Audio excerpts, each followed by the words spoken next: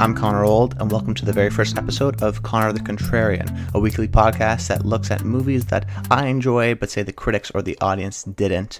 And this week, we're going to be looking at Tomorrowland. Now, before I jump into the episode, this being my very first episode, I wanted to talk about why I started the series and sort of the idea of what you can expect from this podcast. Now, I, like everyone else, watch a movie that I really like that either the critics or the audience didn't respond to. So I decided to make a podcast that really celebrates these movies that got a bad rap when they first came out and still aren't these cult classics, but have some really great stuff in them. I think that modern day film criticism, things like Rotten Tomatoes, has done some great stuff, but it also has changed the way even myself watches a movie.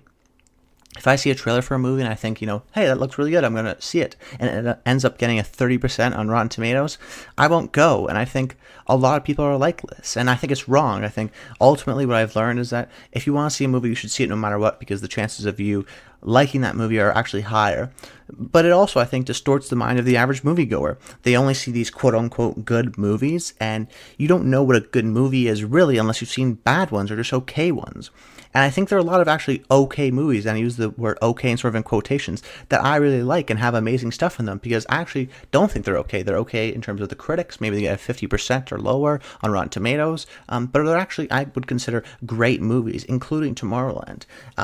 So this podcast will be celebrating the okay movies, because what they don't tell you is that the okay movie actually has a lot of great stuff in it that I think deserves to be celebrated. And I think ultimately it's just sort of frustrating where you watch a movie that maybe your friends didn't respond to or the critics didn't like, and you question why, why you felt such a passion for this movie, but others didn't. And are you unique, or maybe you saw something that you want to sort of share with the world? So that was kind of the point of the podcast here. Now, before we jump into the movie, what I want to do every single week is talk about the cultural landscape of the movie. So much to why the movie got initially bad reviews has to do with the landscape of when the movie came out and the time and sort of the factors that sort of related to it. And I think this is crucial because it can tell us a lot about expectations, which greatly affect the film's initial review. So this movie came out in 2015. It was a Disney movie. It's sort of their big tentpole movie of the year. It's from director Brad Bird, who had only directed 4 other movies before this. He directed The Iron Giant, The Incredibles, Ratatouille, and then did his first successful live action movie in Mission Impossible 4 Ghost Protocol. So people thought, he can do it animated, he can do live action. He's an incredible director. I love all of his movies. So I think people were expecting a lot of him. However, the name was tied to a Disneyland area, so people thought it was a dumb sort of cash-in idea. And then ultimately, I think when it came out, people's expectations were too high, and then they were disappointed. They didn't live up to the expectations. It bombed at the box office, and it was seen as another sort of live-action Disney flop, a la John Carter. Now, I didn't see it in theaters, but I did see it this year, March 11th. And this really became the idea inspiration of the podcast, because I saw it and I thought it was such a great movie, and I did watch it in theater because I knew it had bad reviews at the time. So it's kind of just reminds me that, hey, there's actually a lot of movies that I personally like that didn't sort of get good reviews, but I like them, and I sort of see a lot of specialness in them. And I want to talk about them and maybe share that special feeling with some other people who might have a similar feeling. Now, before we jump into the movie, let's start off with the opening of this movie, which is the incredible Michael Giacchino score. We see George Clooney recording a message, and one of the first lines in the movie comes from Frank, George Clooney's character, and he says, "This is a story about the future, and the future can be scary." And then Casey, the girl beside him, says, "Are you sure you want to go with scary?" And Frank goes, "Yes." Now, this tells me so much about the theme of optimism versus pessimism, the theme of young versus old, that he chooses the word scary and she doesn't. And throughout my years of sort of film watching and sort of trying to understand film, what everyone will tell you, and I think it's true, is that the opening of films are so crucial. It tells you all about the themes of the movie, and great movies really sort of tell you everything about the movie, almost like a Shakespeare beginning monologue tells you the entire plot of the play. The opening movies really tell you about the characters and the themes that they're about to explore throughout the movie. And I think this is an incredible opening because it tells us so much about what we're going to expect, that there's this conflict of interest, these outlooks on life, that there's this relatively old man, this relatively young girl, and they sort of see the world differently because they would use different words as to where the world is now. After that, we go into a flashback of Frank, who's played by George Clooney as an adult, and as a kid is played by the wonderful Thomas Robinson. He's an inventor, and he's made a jetpack, who he presents to David Nix, who's played by Hugh Laurie, and Athena, this little young girl played by Raffi Cassidy, respectively, at the 1964 World's Fair. But unfortunately for Frank, he gets turned down by Athena. But he gets turned down by Nix, but ultimately Athena likes him and decides to give him a pin, which, when entered into It's a Small World, takes him down a path and into a box that transports him into Tomorrowland. Then we have this incredible sequence where we see Frank meet robots and fly through Tomorrowland on his jetpack after a robot fixes it. A place with green grass and these amazing great tall buildings and robots. This feisty young boy's dreams have really come true. And I think he, like us, are filled with this wonder and amazement of this incredible new world and amazing CGI and visual effects. And Tomorrowland, yes, it's based off a Disneyland sort of area, but it has nothing to do with that really, aside from the name. It's a totally, wholly unique, original idea, which is so hard to see nowadays in Hollywood. And it seems like this beautiful, wonderful utopia until the message is stopped and Frank reminds us that it all went to hell. And now I think that some people have some criticisms of this opening sequence. They think it's too long, but I think it really sort of develops the relationship between Frank as a young child and Athena, and their sort of back and forth, and then sort of our eventual antagonist being David Nix. And the whole sort of sequence that sets the tone of wonder and amazement of the film, and sort of the sense of mystery, because we see Tomorrowland very early on in the film, and then we're sort of working our way back to Tomorrowland with little glimpses and little pieces of information throughout the film. And I think there's a genuine connection between these two kids and their sort of infectious optimism, because their entire life is ahead of them. And I think there's this great connection between these two kids, and overall it's a great opening sequence that I think ultimately pays off at the end of the movie, like great movies do. Then we see Casey's backstory. Casey is played by Britt Robertson, who is the girl in the opening sequence with George Clooney's character, Frank. And by the way, Britt Robertson, as the actress, she gets a bad rap. From what I've seen, she's a great actress. She just chooses maybe the worst projects that either are bad or they don't do well at the box office. It's unfortunate because I think she's a great actress. But once we get into her backstory, we see the shape of the world where they're taking down a NASA launch pad. So ultimately, immediately we see that, they don't do any space exploration anymore. Sort of the world is dire and grim and sort of very much a pessimistic place. And then we see Casey trying to stop it, which instantly tells us what a kind of a character she is. She is an optimist in a sort of pessimistic world. It's pretty much a modern day. It's not sort of a future day. It's modern, but there are some little things. We see her family life, and then we get this wolf metaphor, these two wolves metaphor that comes from Casey. She says, there are two wolves, one that represents sort of light and love, and the other represents dark, negativity. Which one wins? And it's whoever you feed it is the answer. Because if you feed sort of light and love and happiness, that will bloom. But if you feed sort of darkness and negativity, that will sort of ultimately consume and outlast the light and love. So it's whatever you sort of give attention to is the point Casey is trying to make. So once again, building this idea that Casey is an optimist. And then we go into this great sort of montage of her at school. We see just a montage of her teachers explaining how the world is in such a bad place. Things like mutually assured destruction, and the 1984 book, George Orwell, is actually, once a dystopia, now coming true. But Casey's always trying to ask and raising her hand, and then she always asks if, can we fix it? That sort of central question. Is it over? The idea of why is the way the world is now, and can it be changed, or are we just doomed? Once again, sort of developing this character's arc, and I think Britt Robertson does a great job as Casey by making her instantly likable without making her annoying. And this scene really resonated with me because I think I, like Casey, am also an optimist. I want a way to fix it. I think the culture that I've been raised in is so obsessed with dystopia. I mean, the thing with, the idea of Walking Dead being so popular, and Hunger Games, and the world is terrible and will be terrible. And this movie, I think, is different. And I like how it explores a topic through a character that thinks differently from everyone else. And actually, I almost liken this to modern day film criticism. Now, don't go up in a hullabaloo just yet. I would say, maybe this is a stretch, but modern day film criticism would say that a movie's bad, but doesn't explain why it's bad. It would say it has, good pacing, but bad cinematography. But then, it doesn't explain why. Is the cinematography good because it has symmetry? Does the camera move a lot or not? How are the scenes lit? How does that emphasize the message of the scene, or how it sort of that shot develops and sort of adds to the theme of the movie? They never ask why or how you would fix it. They sort of just throw out these key words that I find a little frustrating, and I actually liken that to this modern day world where the world is going to end. It's over. But then, remember asking how we can fix it. Anyways, that won't be the last rant of the series, I'll tell you that. So, back into the movie. I immediately connect with Casey, and I think audiences will gravitate towards sort of her tenacity, which ultimately gets her arrested in her latest trip to the NASA launch pad. But after she gets arrested, she gets her belonging, and within her belongings includes a pin. Now, she doesn't know what this is. This is not her pin she's ever seen before. But when she touches it, she gets transported into a cornfield. She doesn't know it's another world, another place. She's totally stunned by this. And she just sort of feels connected to it. And like great sci-fi movies, the rules of the world are really easily and simply explained and well explained. The idea of that only she can touch the pin when she's in the car with her dad. And when she moves in the real world, she moves in the new world as well. So we see her sort of bumping into walls and whatnot. It's a funny little sequence there in sort of in her house and also in the police station. So as her sort of she's a very smart girl, so she decides she goes to go to a field and touches the pin there, and then she's transported into Tomorrowland as this amazing Michael Giacchino theme swells. And now let me take the opportunity to mention the Michael Giacchino score.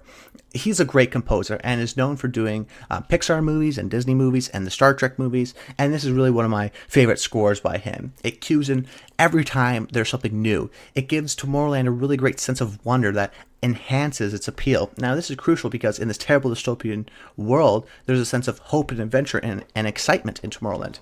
And that combination of the Michael Giacchino score that's placed beautifully and scored beautifully by Michael Giacchino really gives that sort of light at the end of the tunnel feel that makes us sort of more intrigued with the movie because the score is so magical and sort of whimsical and wonderful, almost like an old John Williams score. It's really, really well done, and I'm a big fan of it. So in this sequence here is really great as we hear the song because we see the seemingly uninterrupted 5-minute long take. That is really the first real introduction into the world of Tomorrowland. It's this amazing utopia with awesome jetpacks and monorails and free-floating swimming pools. You know, we see in the flashback in Frank, but that was 50 years ago. This is the sort of the modern-day Tomorrowland, and it's almost looks like a commercial for it. It's beautiful.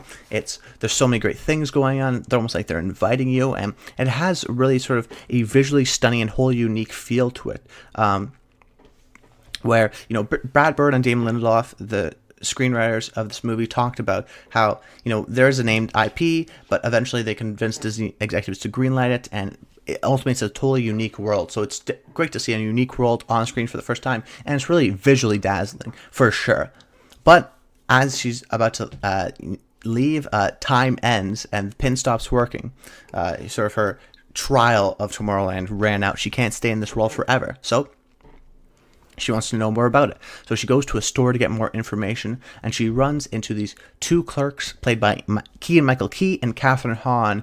And they're these two sort of kooky nerd figures in a sort of a sci-fi store called Blast from the Past. And then we start to learn a little bit more about Tomorrowland. It's this place where all of the most intelligent and creative people want to change the world, but soon Casey realizes she's out of her league, and they turn on her. But just in time, Athena, who's the same age as when we saw her in the flashback with Frank, so we know something is up. This leads to the very first action sequence of the movie where we see Athena fight the two clerks, and ultimately it was revealed that both Athena and the clerks are robots. So Casey's going through this sort of huge world that she's being launched into. Sort of huge revelation. We have a great action sequence which Brad Bird directs really beautifully and has all these cool gadgets. There's this time bomb that's used, and really a lot of gadgets that are used for the very first time and then never again because there's so much visual inventiveness and sort of creativity that's going on throughout this movie. So really the sequence is awesome and shows how well a director Brad Bird is and how he can sort of direct clear and visually interesting action by laying out the space so we know what is about to happen. Then they escape the store, and Casey and Athena go on a trip. We learn more about Tomorrowland and how there are a few people coming after Athena. And really here are some of the funniest parts of the movie. Actually, I think this is another aspect of the movie that works. It's not a hilarious movie, but it's funny. It's really a true blockbuster in that sense, with these comedic elements, with action and tension and drama. And ultimately, I think it all works. We're now actually an hour into this movie, and I was surprised as to how well the story really just moves along. You don't really feel that its length. There's always something going on and sort of information that's being revealed, whether it be Tomorrowland or that Athena's a robot and that's why she stayed the same age. Little things like that really sort of allow the movie to give us enough information, but without sort of bogging us down with over-explaining all this sort of deep exposition. So when we find out we are actually driving with Casey and Athena to Frank's house as an adult now. This is played by George Clooney, and Athena leaves Casey there on the front doorstep, and we see Frank again. Now, this isn't our first introduction to Frank, and I hope that actually this was the first shot, because at the beginning sort of didn't exist in that sense. I do realize why they did it, but I think ultimately this amazing sort of first introduction of Frank is a beautiful shot, because character introductions in movies, especially we're into an hour into it, we don't even see George Clooney. That's super crucial and important to see sort of your main star. So I think it would have been a bold choice should they not have done it, but ultimately we see a great character introduction where it's this great shot of Frank leaning down over Casey as there's sunlight in the back, and it's sort of being half blocked by his face, and sometimes it's fully blocked and sometimes it's not, and there's a lot of going on in this frame, especially for a character introduction. First, I see the contrast. There's this great starkness that's going on where it's being contrasted with the sort of dark sort of negative words that he's saying, because he's saying, you can't come into my house, the world is over, nothing can be saved. And then there's this bright light, so the light and the dark being contrasted. But then there's also, you can interpret it like the truth is blinding Casey because she's so much of an optimist. It either hurts her so much that it hurts her so that she can't sort of realize this, or that she's seeing past it. She's seeing the light past the sort of negativity. And there's so much going on in this frame with what he decides to do with this shot. So it's these little details that you really sort of start to study this movie that you can really understand why I think this is such a great movie.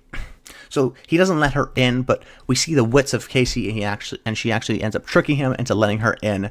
And then once Casey and Frank are both inside the house, we learn once again a little bit more about Tomorrowland, and we learn that Frank actually got kicked out of Tomorrowland. And then actually, this conversation is one of my favorite in the movies because it has some really interesting foreshadowing by raising this interesting question. If you could know the date of your death, would you want to know? So now Casey, being the logical person that she is, says, yes, she does want to know. So once again, we have these conflicting outlooks because Frank wants her to think about it a little more. Despite him being a pessimist, he still wants her to use her imagination. And then Casey responds with another interesting line, being, what if accepting my death is what causes it? Now, it's these kind of interactions that elevate the movie. It raises these questions to the audiences as well. It's not sort of your typical boring blockbuster. It has these sort of unique elements to them that sort of allow you sort of unique things for the audience to chew on. And it's sort of this conflict that drives the story. There's not this sort of simplicity to it. There's multiple ways to interpret that answer, and multiple ways to answer the question. But once again, we're immediately interrupted by finding out that the robots that were chasing Athena came, and we have our next action sequence in Frank's house. Now, before we get into the action sequence, at this point I realized sort of the structure of the movie, which is actually similar to Bourne Identity. It's a structure of where there's a key piece of information of a mysterious topic followed by action and then repeat. There's so much intrigue by the audience and by the characters that it's all so hard not to get sort of sucked into the movie. I say Bourne Identity because Jason Bourne just really wants to know who he is, and then he gets a little bit more information, and then there's an action sequence. So it actually has sort of a unique structure in that sense, and a cool structure like that, because there's this mysterious sort of intrigue that's pulling you along, and then sort of broken up between not all exposition, but actually some great action sequences or great sort of interactions between two people. It's really great in that sense, and so we learn a little bit more about Tomorrowland, and then reality kicks in, and we realize we are being chased. And actually, this action sequence now is actually like an adult Home Alone, where the house is full of contraptions that Frank has made, and gives it a great visual fluidity that allows the piece to be really interesting, once again, with all these unique sort of sci-fi gadgets. And then after the sequence, they escape, and we see Athena again, which one of the best moments of acting in this movie for sure is George Clooney. He plays it so well because we know now that Frank and Athena had a history. We don't know how much, but they were definitely sort of sort of child lovers as kids, but now they're not. And there's this great moment where George Clooney he stutters as he can't even say her name, Athena, because there's just this great relationship that in history that we see in just this one sort of face moment of George Clooney in this one little bit of line. I don't know if it was ad-libbed or in the script, hard to tell, but it's really just a great sort of a moment that adds to the history that we know there is a history between Athena and Frank. But we do understand that he knows that she obviously didn't age and is still a kid despite her being, who knows, maybe even 90 years old. So now we're in the car again, and we have more of the humor about the scores of the test and sort of just all the little quirks Clooney does as this grumpy old man. And they decide to need to go to France. They use it to take a rocket ship to Tomorrowland in the Eiffel Tower. There's a small little chase sequence, but this part feels a little too long and unimportant. There's a little lore in there, but it ultimately doesn't matter. I would just cut the scene out and just replace it with, instead of taking a teleportation device to France, just taking that teleportation device to Tomorrowland. I still think it probably could have worked. But once they're at Tomorrowland, it's different than when we saw it. There's no really amazement. The score doesn't swell. It's a little dirty. The whites are now sort of browning. It's lost its wonder. Tomorrowland has definitely changed than even the version that Casey saw, which seemingly was like a commercial, or even the Frank saw, the sort of idealist sort of version of it. It's beaten down in that sense. Then they meet David Nix again, and Casey learns that she might be able to save the world, but also that the world is going to end. It is certain, unavoidable, and will happen in 58 days. So what do you do now?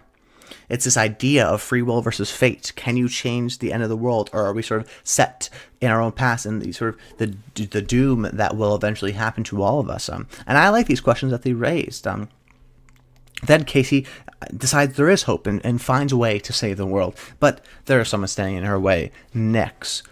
Now, Nix has this really long sort of speech that I think is really great, but a lot of people have a problem with this movie. They think that this part is over-explained, it treats the audience dumb, and that ultimately it's sort of explaining the theme of the movie to the audience. Now, I understand the criticism. I just disagree with it. I think that it's the bad guy of the movie. Him explaining the plot doesn't mean it's a bad part of the movie. I mean, it's not means it's the theme of the movie. It's the bad guy explaining his views. Don't you want your bad guy to have a little more complexity than sort of just being, super bad? Don't you want to see him sort of have a point of view?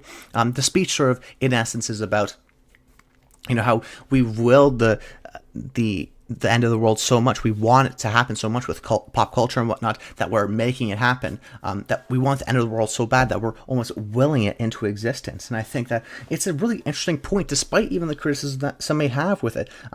There's so much going on in this speech, and some people actually think it's a Damon Lindelof sort of ism, but it actually was written by Brad Bird, the director, and sort of one of the reasons why he signed on to this movie. But once the speech is over, there's this really great final action sequence with multiple characters that's really edited seamlessly.